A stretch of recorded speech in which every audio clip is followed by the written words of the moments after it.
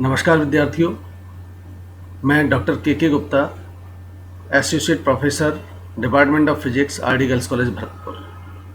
पिछले वीडियो में हमने वक्र रेखी निर्देश तंत्र कर्वी लीनियर कोऑर्डिनेट सिस्टम में लाइन एलिमेंट, ग्रेडियंट, डाइवर्जेंस और कर्ल के बारे में पढ़ा था। आज हम सिलिंड्रिकल कोऑर्डिनेट सिस्टम में इनकी वैल्यू ज्ञात करेंगे। सिलिंड्रिकल कोऑर्डिनेट सिस्टम में कोऑर्डिनेट्स को, जैसे हम कार्टेशियन कोऑर्डिनेट्स में कोऑर्डिनेट्स को एक्स वाई जेड से रिप्रेजेंट करते थे, सिलिंड्रिकल कोऑर्डिनेट सिस्टम में कोऑर्डिनेट्स को u1, u2, u3 से रिप्रेजेंट करते थे। यहाँ हम इन्हें r, थीटा और z से रिप्रेजेंट करेंगे। यहाँ सिलिंड्रिकल कोऑर्डिनेट सिस्टम दर्शाया गया है। इसमें ये सिलेंडर का रेडियस है ओ पी या इधर ओ डैश पी डैश। ये सिलेंडर की हाइट है z और ये एजीमुथल एंगल है। ठीक, अगर हम कार्टेशियन कोऑर्डिनेट सिस्टम और सिलिंड्रिकल कोऑर्डिनेट सिस्टम में रिलेशन ज्ञात करें तो x इक्वल्स टू आएगा, ये x एक्सिस है, ये y एक्सिस है और ये z एक्सिस है। तो x इक्वल्स टू आएगा O dash P dash cos of theta. O dash P dash आपका r है तो ये हो जाएगा r कॉस थीटा। इसी तरह से y कोऑर्डिनेट निकालेंगे तो y कोऑर्डिनेट आएगा आपका O dash P dash sine theta. तो again it is r sin theta and z is z, or you can say it is p dash. Now इन तीनों को अब हमें डिफरेंशिएट करना है तो dx इक्वल्स टू आ गया आपका dr cos थीटा प्लस, और cos थीटा का माइनस होगा तो माइनस या निकाल दिया r sin theta d theta. इसी तरह से dy इक्वल्स टू हो गया dr sin theta plus r cos theta d theta और dz इक्वल्स टू dz। हम जानते हैं कि लाइन एलिमेंट की वैल्यू कार्टेशियन कोऑर्डिनेट सिस्टम में होती है ds square equals to dx square plus dy square plus dz square. तो dx, dy, dz की वैल्यू यहाँ से तीनों इक्वेशन से हम लिख देंगे तो ये आ जाएगा हमारे पास ds स्क्वायर इक्वल्स टू, ये तीनों वैल्यूज रख दी, इनको सॉल्व कर लीजिएगा तो वैल्यू आएगी हमारे पास D R square plus R square D theta square plus D Z square. अब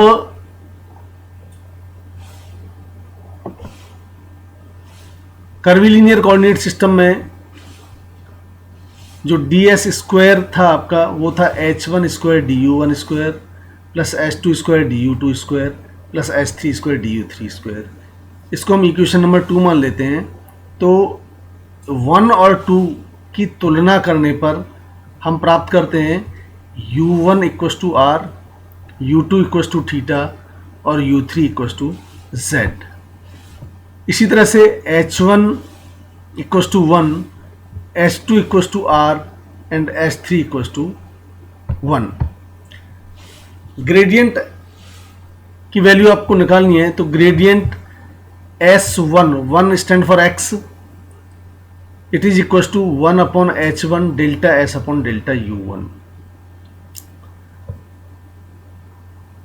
इसमें h1 और u1 की वैल्यू रख दीजिएगा तो h1 इज 1 तो ये आ जाएगा delta s upon delta are. इसी तरह से ग्रेडियंट S2 निकाल लेंगे तो ये इसकी वैल्यू आएगी 1/s2 delta S upon delta u2। h2 is r और u2 इज थीटा, तो ये हो जाएगा 1/r delta S upon delta theta. इसी तरह से ग्रेडियंट s3 आपके पास है 1/s3 delta S upon delta u3। इसमें h3 इज 1, तो ये हो जाएगा delta S upon delta z।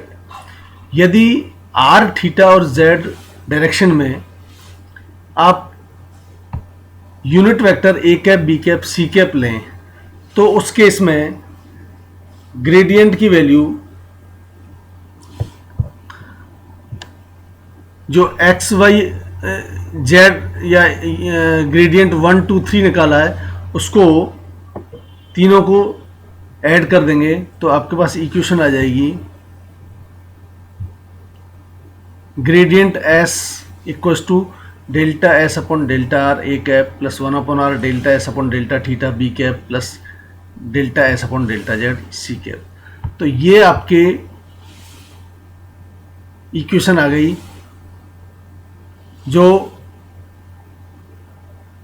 बेलनी निर्देश तंत्र में सिलिंड्रिकल कोऑर्डिनेट सिस्टम में ग्रेडियंट को रिप्रेजेंट करता है।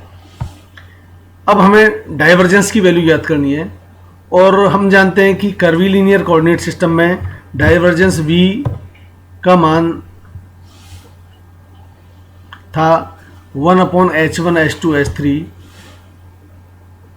Delta upon delta u1 h2 h3 v1 plus delta upon delta u2 h3 h1 v2 plus delta upon delta u3 h1 h2 v3। अब इसमें इस इक्वेशन में h1 h2 h3 और u1 u2 u3 की value put कर देंगे। v1 को हम vr ले लेंगे, v2 को v थीटा ले लेंगे और v3 को vz ले लेंगे। तो आपके पास डाइवर्जेंस v की वैल्यू आ जाएगी, divergence v equals to 1/r, क्योंकि h1 is 1 and h3 is 1, तो 1/r रह जाएगा।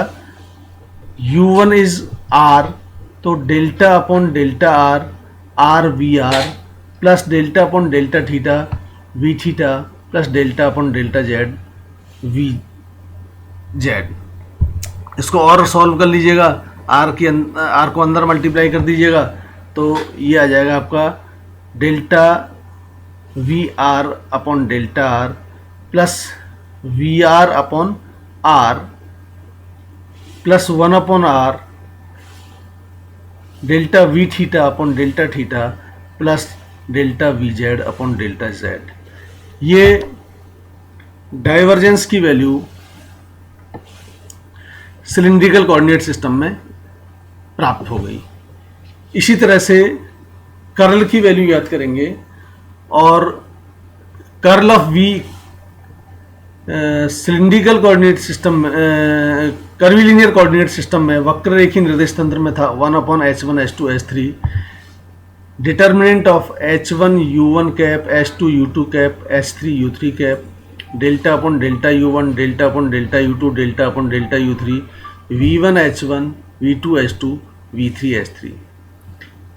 इसमें दोबारा इनकी वैल्यूज पुट करेंगे हम, तो h1 1/h1 h2 h3 हो गया 1/r, h1 is 1 and u1 is a cap, so it is a cap r b cap c cap delta upon delta r delta upon delta थीटा delta upon delta z V R r v theta and V Z. तो ये आपकी cylindrical coordinate system में या बेलनी निर्देश तंत्र में curl की वैल्यू है। इसी तरह से बेलनी निर्देश तंत्र में हम लाप्लासियन ऑपरेटर या लाप्लासियन संकारक की वैल्यू याद करेंगे। तो वक्ररेखीय निर्देश तंत्र में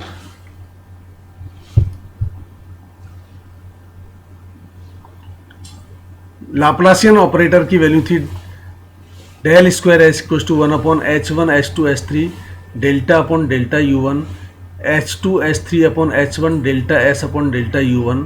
और आगे की जो दोनों टर्म है इनको इसके साइक्लिक ऑर्डर में चेंज करते जाइएगा। तो डेल्टा अपॉन डेल्टा u2, यहाँ आपका h2 है तो इसकी जगह h3 आ जाएगा, h3 की जगह h1 आ जाएगा, और नीचे h अपॉन h1 था तो h2 आ जाएगा। Delta s upon delta u2 plus delta upon delta u3, again यहाँ h3 है तो h3 की जगह h1, h1 की जगह h2 upon h3 delta s upon delta u3, और इनकी वापस वैल्यू पुट कर दीजिएगा। तो सिलेंड्रिकल कोऑर्डिनेट में डेल स्क्वायर एस की वैल्यू आ जाएगी 1/r delta upon delta r delta s upon delta r plus delta upon delta theta 1/r delta s upon delta theta plus delta upon delta z r delta s upon delta z। इसको आगे और solve कर लीजिएगा तो del square S equal to आ जाएगा d2s upon del R square, इसको solve करेंगे जब, plus 1/r delta S upon delta R plus 1/r square d2s upon del theta square plus d2s upon del Z square. तो इस तरह से यह बेलनी निर्देश तंत्र में लाप्लासियन ऑपरेटर की वैल्यू आ गई। इस तरह से सिलिंड्रिकल कोऑर्डिनेट सिस्टम में या बेलनी निर्देश तंत्र में वक्र रेखी निर्देश तंत्र का उपयोग करते हुए आप लाइन एलिमेंट, ग्रेडियंट, डाइवर्जेंस और कर्ल की वैल्यू ज्ञात कर सकते हैं।